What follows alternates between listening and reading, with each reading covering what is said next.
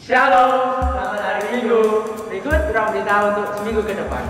Kebaktian Minggu tanggal 12 Juli 2020 diikuti oleh 40 keluarga dan berjumlah total 145 orang dan persembahan terkumpul Rp1.460.000. Kegiatan pemuritan atau sekolah minggu keluarga dan kegiatan sekolah minggu online pada 12 Juli 2020 diikuti oleh 76 orang atau sebesar 52,41% dari jumlah kehadiran kebaktian. Kebaktian doa Rabu tanggal 15 Juli 2020 diikuti oleh 7 keluarga berjumlah 19 orang atau sebesar 13,1% dari jumlah kehadiran kebaktian. Jumlah orang yang melayani 78 orang atau sebesar 48% dari jumlah kehadiran kebaktian.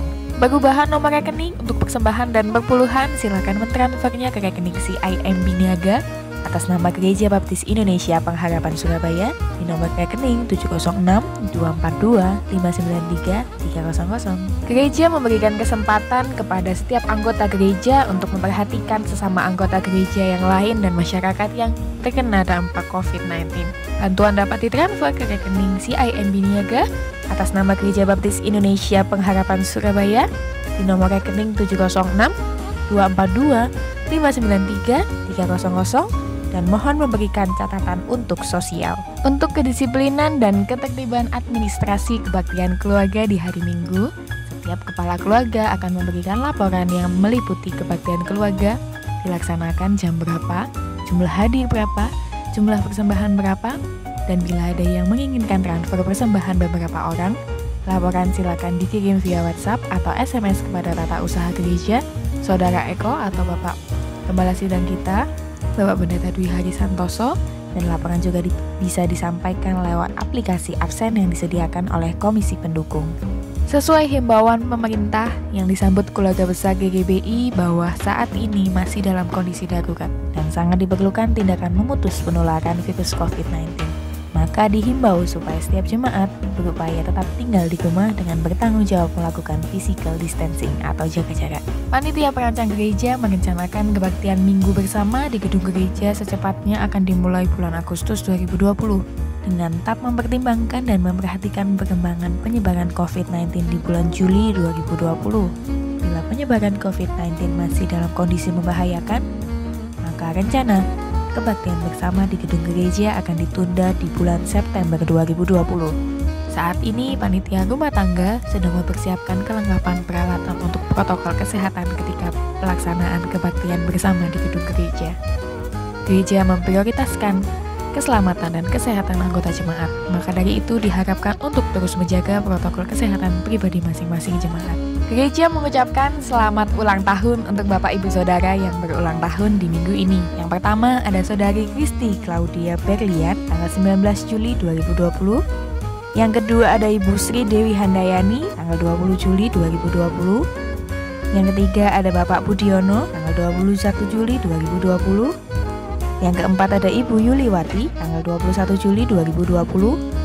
Yang kelima ada Ibu Damari Sutiani tanggal 23 Juli 2020. Yang keenam ada Saudari Dianta Adristi Raharja 23 Juli 2020. Yang ketujuh ada Bapak Herwanto tanggal 23 Juli 2020.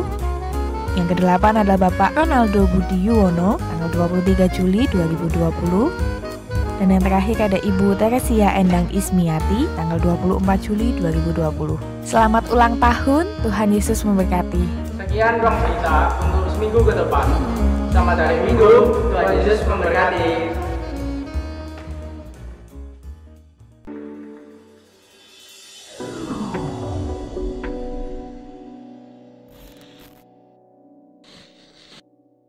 Selamat berhari Minggu, Bapak, Ibu, Saudara, warga Gereja Baptis Indonesia Pengharapan.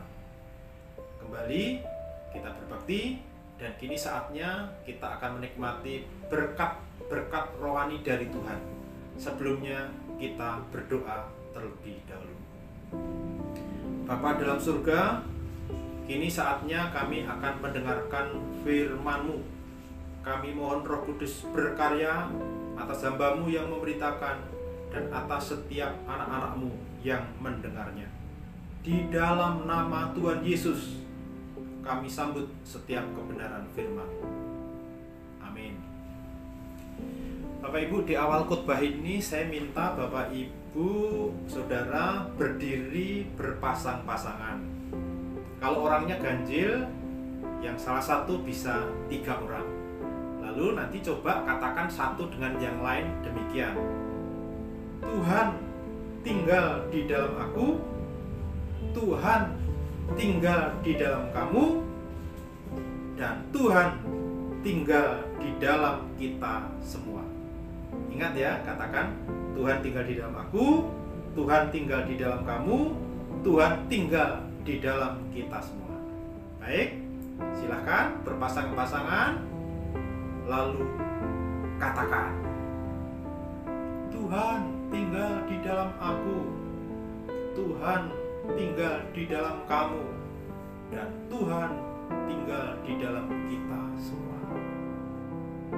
Haleluya, terima kasih. Ya, silahkan duduk kembali. Pernyataan itu adalah pernyataan yang alkitabiah. Pernyataan itu seperti yang dikatakan oleh Tuhan Yesus, aku tinggal di dalam kamu, dan kamu tinggal di dalam aku. Dan selanjutnya kita sama-sama tinggal di dalam Kristus. Nah, sesungguhnya ini adalah berbicara tentang komunitas. Seperti yang dikatakan di dalam firman Tuhan, bahwa kita ini adalah tubuh Kristus. Masing-masing di antara kita adalah anggotanya. Anggota yang berfungsi saling mengasihi, berfungsi saling memperhatikan, saling menasihati, saling mendoakan, saling berempati satu dengan yang lain. Kalau kita menjalankan kehidupan seperti itu, berarti kita hidup dalam sebuah komunitas. Ada seseorang yang bernama Chesterton. Dia berkata demikian, orang yang tinggal dalam komunitas yang kecil sesungguhnya tinggal dalam dunia yang jauh lebih besar. Jadi itu memberikan pengertian, kalau kita hidup dalam komunitas kecil, sesungguhnya kita memiliki dampak yang jauh lebih besar. Kita memiliki pengaruh terhadap dunia yang lebih luas. Jadi ayat ini memberikan penjelasan ini memberikan pengertian bahwa penting hidup dalam komunitas. Firman Tuhan pada hari ini judulnya adalah Gaya Hidup Gereja yang Memuridkan, yang didasarkan pada Kisah Para Rasul pasal 2 ayat 41 sampai ayat yang ke-47. Kita akan melihat bagaimana gereja mula-mula, yaitu gereja Yerusalem, menjalankan pemuritan. Bagaimana gaya pemuritan mereka lakukan, gaya komunitas sebagai murid Yesus, bagaimana mereka lakukan. Pokok yang pertama yang perlu kita perhatikan adalah bahwa gereja Perjanjian Baru hidup dalam komunitas murid Yesus. Kita perhatikan dalam teks firman Tuhan yang sudah kita baca tadi, bahwa gereja mula-mula, yaitu gereja yang ada di Yerusalem itu, mereka hidup dalam komunitas sebagai murid Yesus yang ditandai dengan satu, mereka senantiasa bersekutu, mereka senantiasa berkumpul, mereka senantiasa memecahkan roti. Ini bukan perjamuan Tuhan, tapi senantiasa makan bersama-sama. Gambaran sebuah persekutuan yang indah. Mereka juga memiliki perasaan yang sama dalam kondisi yang gembira dan tulus. Ayat-ayat tadi menjelaskan seperti itu. Jadi itu memberikan pengertian kepada kita bahwa mereka hidup dalam komunitas dalam perasaan yang sama dengan satu tujuan yang sama. Nah, Bapak Ibu, kehidupan dalam komunitas seperti ini yang perlu kita bangun. Ketika kita memiliki komunitas seperti ini, kalau ada persoalan seberat apapun, maka persoalan itu akan menjadi ringan. Karena dalam kebersamaan kita saling mengetahui, saling berempati, akhirnya kita bisa saling menolong, maka tidak ada persoalan yang besar di dalam komunitas murid Kristus. Karena itu, mari kita akan membangun komunitas. Lalu, ketika kita membangun komunitas, apa aktivitas yang dilakukan dalam komunitas murid Yesus di gereja Tuhan? Seperti yang kita perhatikan di dalam Kisah pasal 2 tadi. Secara khusus ayat yang 42 dikatakan aktivitasnya ketika mereka berkumpul, mereka bertekun dalam pengajaran rasul-rasul, yang artinya mendalami makna firman Tuhan. Mereka senantiasa berdoa, menyerahkan hidupnya kepada Tuhan, mendoakan sesama kepada Tuhan. Lalu mereka juga menjual apa yang dimilikinya, lalu dibagikan kepada mereka yang membutuhkan. Jadi aktivitas di dalamnya adalah kepedulian sosial terhadap saudara-saudara yang membutuhkan. Tapi juga yang dilakukan yang lain lagi adalah, yang keempat yang dilakukan adalah mereka menjadi saksi Kristus, baik melalui gaya hidup maupun melalui verbal, melalui kata-kata. Mereka menyaksikan kasih Tuhan kepada dunia ini. Nah, ini yang mereka lakukan. Lalu di gereja kita, Bapak Ibu, pemuritan di gereja kita yang dilaksanakan melalui sekolah minggu menetapkan ada 3 hal yang kita lakukan. Yang pertama adalah learning, yang kedua sharing, yang ketiga reaching. Nah, ini adalah aktivitas yang harus kita lakukan.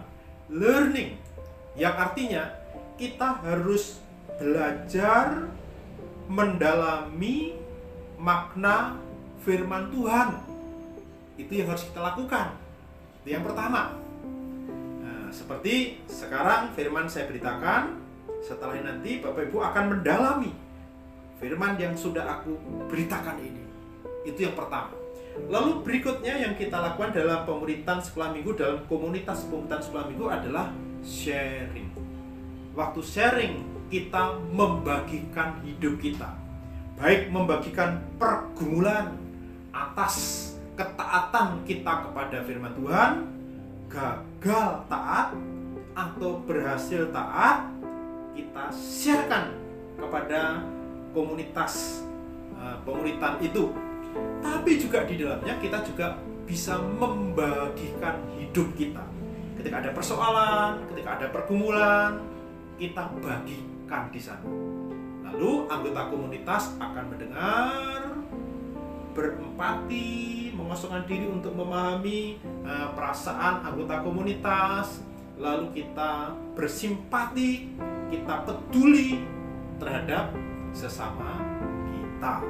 Nah, ketika sharing ini kita lakukan, maka ini akan menjadi satu tempat di mana kita membuka diri. Dalam keterbukaan ini, maka nanti akan ada pemulihan-pemulihan.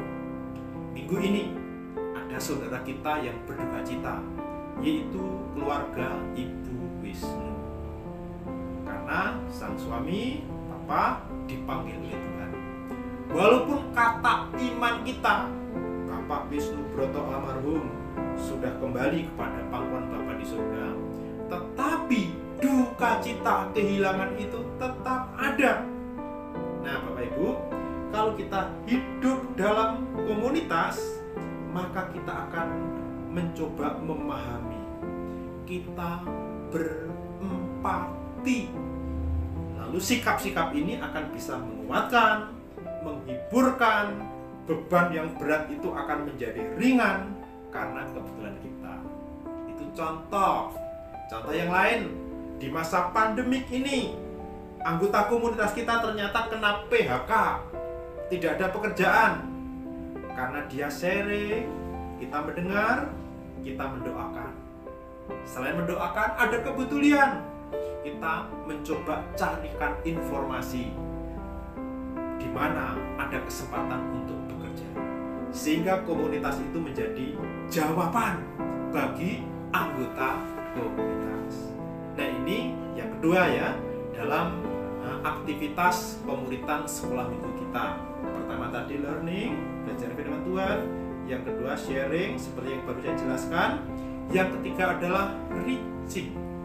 Seperti gereja mula-mula, mereka menjadi saksi Tuhan melalui gaya hidup dan juga melalui kata-kata verbal. Maka kita pun juga harus mengembangkan aktivitas pemuritan dalam sekolah minggu menjangkau. Karena itu selama ini kita selalu dibimbing, dan di akhir sekolah minggu kita mulai mendaftarkan siapakah orang yang akan kita doakan, siapakah orang yang akan kita jangkau, lalu apa saja yang akan kita lakukan. Kita mulai selain mendoakan, mulai berbuat kasih sambil mencari waktu. Kapan waktu Tuhan kita menyaksikan Injil keselamatan kepada orang itu. Nah, ini adalah hal yang harus dilakukan dalam pemuritan sekolah minggu. Jadi komunitas itu tadi di dalam gereja kita disediakan membangunnya melalui sekolah minggu. Kalau Bapak Ibu belum masuk dalam sekolah minggu, masuklah ke dalam sekolah minggu.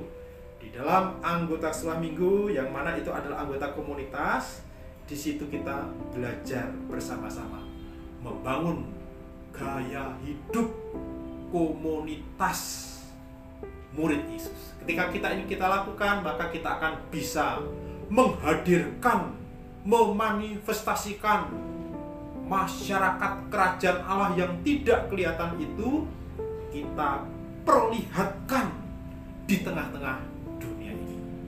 Sekali lagi, itu hanya bisa melalui komunitas. Lalu yang terakhir, bagaimana dampak kehidupan komunitas murid Yesus, komunitas pemuritan itu?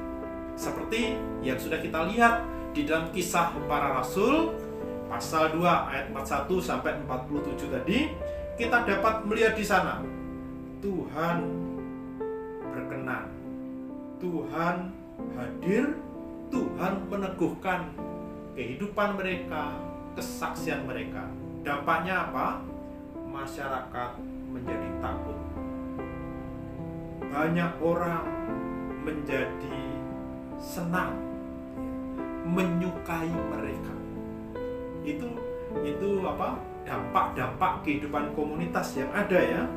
Lalu selanjutnya mereka menjadi percaya. Dalam ayat yang terakhir, dalam ayat yang 47 itu dikatakan bisa demikian. Dan tiap-tiap hari Tuhan menambah jumlah mereka dengan orang yang diselamatkan. Jadi Bapak Ibu, ini adalah hasil kehidupan komunitas di mana aktivitasnya tadi learning, sharing, reaching. Hasilnya adalah banyak orang berdosa bertobat, banyak orang berdosa hidupnya diterangi oleh kesaksian hidup murid-murid Yesus, dan Injil yang mereka dengar membawa mereka bertobat dan percaya kepada Tuhan Yesus Kristus. Oleh karena itu, mari masing-masing di antara kita memastikan bahwa kita berjalan bersama Tuhan. Setiap pelayanan kita diteguhkan oleh Tuhan karena komunitas yang kita bangun, berkat-berkat yang dilimpahkan oleh Tuhan kepada kita, yang akan membuat masyarakat sekitar kita menjadi suka kepada kita, simpatik kepada kita. Lalu selanjutnya kita bisa mengantar mereka untuk bertobat, untuk datang percaya, berserah kepada Yesus Juru Selamat, Yesus Tuhan yang memimpin kehidupan mereka. Tuhan memberkati. Kita berdoa. Bapa di dalam surga, kami bersyukur untuk setiap kebenaran firman yang sudah kami dengar. Meteraikan Tuhan semuanya itu di dalam hati kami masing-masing. Di dalam nama Tuhan Yesus kami berdoa. Amin.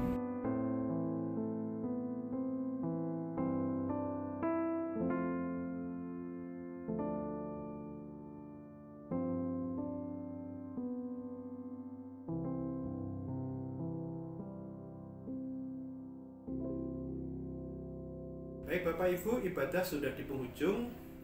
Kita akan akhiri dalam doa. Saya undang Bapak Ibu untuk berdiri. Kita akan berdoa bersama-sama. Setelah nanti berdoa, kita respon dengan nyanyian segala puji syukur atas segala berkatnya. Sekarang kita berdoa. Bapa di dalam surga, inilah bakti kami kepadamu. Terimalah semua bakti kami menjadi kesukaanmu.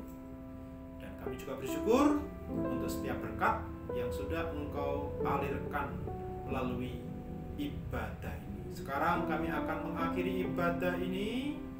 Hamba-Mu berdoa, kiranya berkat damai sejahtera senantiasa terus melimpah dalam hati setiap anak-anak-Mu, dan Allah Immanuel senantiasa beserta dengan kami sampai selama-lamanya. Amin. Kita nyanyikan segala puji, hormat, syukur. Kita nyanyikan, mari. Segala puji, hormat juga syukur ku naikkan bagimu,